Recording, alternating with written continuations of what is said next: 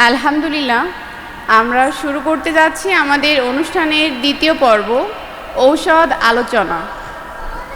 আজকের আলোচিত ঔষধ হচ্ছে অ্যানাকার্ডিয়াম ওরিয়েন্টাল। আমি এই ঔষধের ভূমিকাটা পাঠ করব। ভূমিকা: মানুষের জীবনে যুদ্ধ আছে, যে যুদ্ধের শব্দ কানে শোনা যায় না, কিন্তু কম্পন ছড়িয়ে পড়ে চিন্তায়, সিদ্ধান্তে, আচরণে, বিশ্বাসে, এমনকি আত্মার গভীরতম স্তরেও। কখনো মানুষ হাসছে, কথা বলছে, কাজ করছে, তবু তার ভিতরে দুই বিপরীত শক্তি পরস্পর লড়ছে। একটি শক্তি তাকে টানে আলোয়, নৈতিকতায়, কর্তব্যে, আল্লাহমুখী জীবনে, আর অন্যটি টেনে নিয়ে যেতে চায় অন্ধকারে, সন্দেহে, নিষ্ঠুরতায়, দুর্বলতায় এবং আত্মবিরোধে। এই নীরব কিন্তু ভয়ঙ্কর দ্বন্দ্বের নামই অ্যানাকার্ডিয়াম ওরিয়েন্টাল। এটি একটি গুরুত্বপূর্ণ নিউরোগ্যাস্ট্রিক রেমেডি, অর্থাৎ মস্তিষ্ক ও পাকস্থলীর ঔষধ। অ্যানাকার্ডিয়াম ওরিয়েন্টাল দ্বিখণ্ডিত ইচ্ছাশক্তির নিঃশব্দ মহাকাব্য।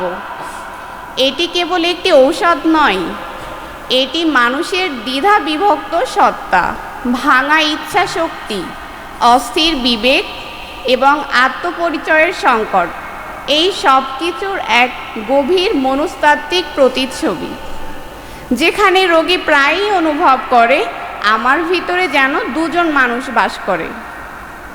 একজন বলে এটি করো, অন্যজন বলে না এটি করো না। একজন চাই প্রার্থনা, শুদ্ধতা, সংযম, দায়িত্ব। অন্যজন চায় বিরোধ, পাপ, উদাসীনতা, এমনকি আত্মবিশ্বাসের প্রান্তসীমা।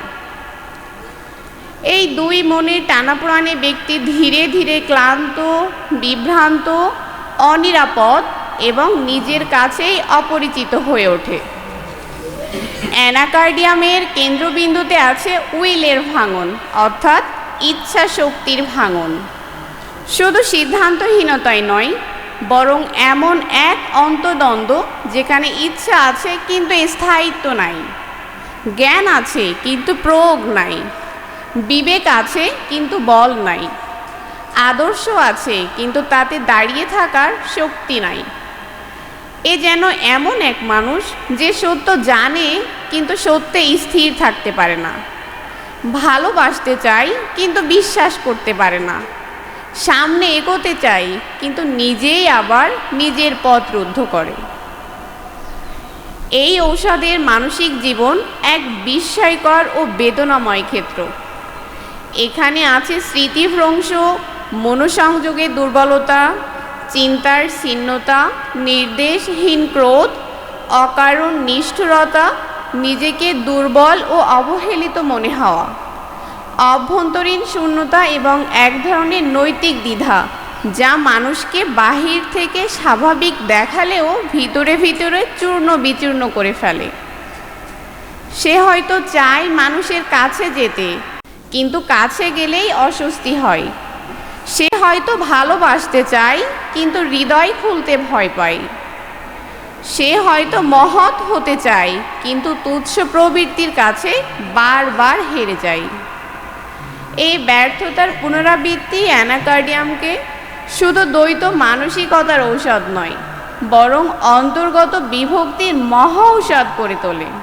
তবে অ্যানাকার্ডিয়ামের গভীরতা কেবল মানসিক স্তরে সীমাবদ্ধ নয়, দেহও এখানে মনের মতোই দ্বন্দ্বের কথা বলে।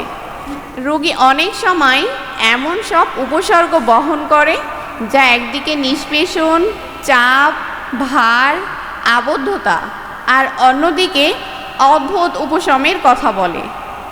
বিশেষত ক্ষুধা ও আহারের সঙ্গে তার অনন্য সম্পর্ক, যেন শরীরও বলছে শূন্য ও ক্ষুধার্ত থাকলে আমি ভেঙে পড়ি, খেলে বা পূর্ণতা পেলে কিছুক্ষণের জন্য আবার নিজেকে ধরে রাখতে পারি। ক্ষুধায় তার উপসর্গ বাড়ে এবং খেলে উপশম হয়। এই সাধারণ ক্লিনিক্যাল বৈশিষ্ট্যের আড়ালেও লুকিয়ে আছে এক দার্শনিক সত্য। অ্যানাকার্ডিয়ামের রোগে ভিতরে ভিতরে এক গভীর শূন্যতায় ভোগে। সে পূর্ণতা চায়, শুধু খাদ্যে নয়, চেতনায়, নিরাপত্তায় এবং সত্তায়। আত্মিক স্তরে অ্যানাকার্ডিয়াম আরও বেশি মর্মস্পর্শী। এখানে আমরা দেখি এমন এক মানুষকে যে প্রায়ই অনুভব করে সে নিজের আদর্শের সমান হতে পারছে না।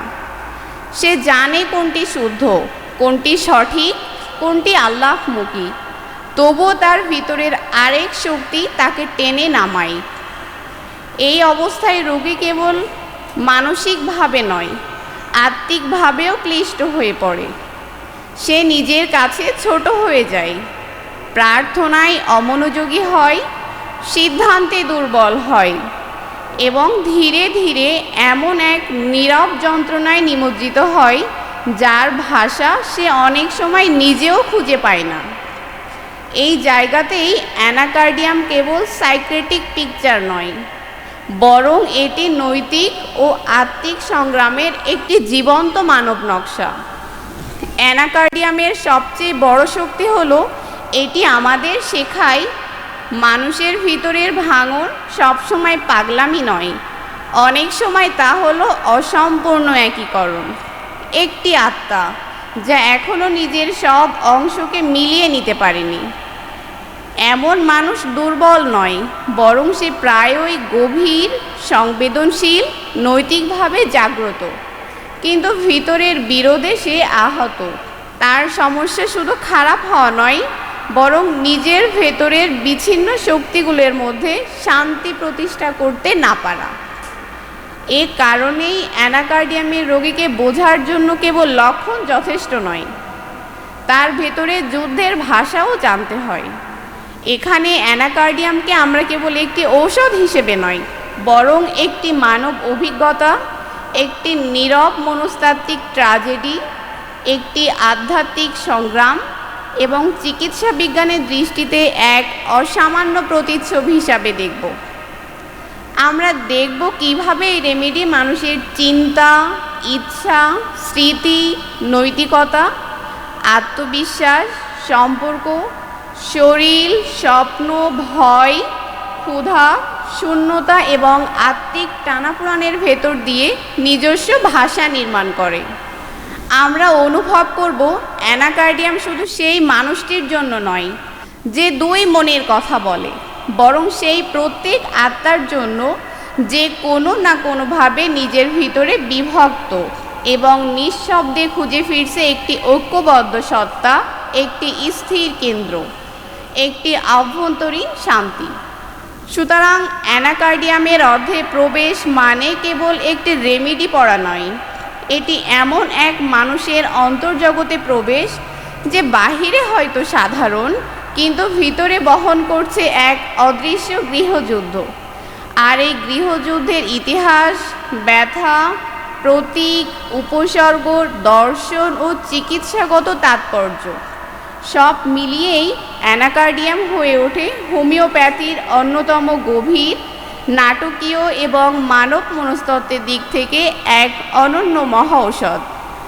যে অনন্য ঔষধের স্বত্বাধিকারী মানুষটি নিজের ভিতরেই বিভক্ত, বিবেক বনাম প্রবৃত্তি, ইচ্ছে বনাম দুর্বলতা, আলো বনাম অন্ধকার, আত্মশুদ্ধি বনাম নিচুতর টান।